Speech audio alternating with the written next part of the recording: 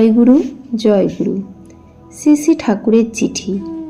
দীঘলকান্দির সুরেন্দ্রনাথ বন্দ্যোপাধ্যায়ের বালক পুত্র শম্ভুনাথের মৃত্যু সংবাদ পাইয়া শ্রী শ্রী ঠাকুর হাওড়া হইতে 2/7/39 তারিখে লিখিয়াছিলেন, তোমার এবং বিনয় ও অধীরের পত্র পাইয়া শম্ভুনাথের কৈলাস যাত্রার বিষয় অবগত হইলাম। শম্ভুর জন্য আমার কোনো দুঃখ নাই।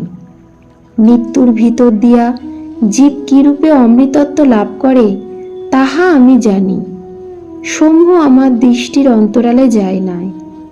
সে কে, কেন আসিয়াছিল এবং বাল্যেই জীবনলীলা সংবরণ করিয়া কেনই বা চলিয়া গেল, আমি সবই অবগত আছি।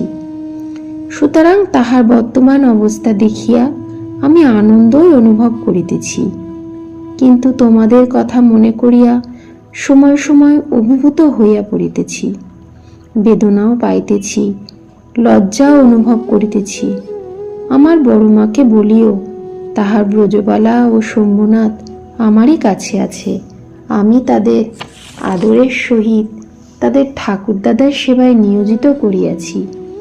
তোমাদেরও একে একে আকর্ষণ করিয়া সে আনন্দ ধামে লইয়া যাইব। আবার একদিন সে জগতের সকলের সঙ্গে সে মহামিলন হইবে। জয়গুরু শ্রী শ্রী ঠাকুর।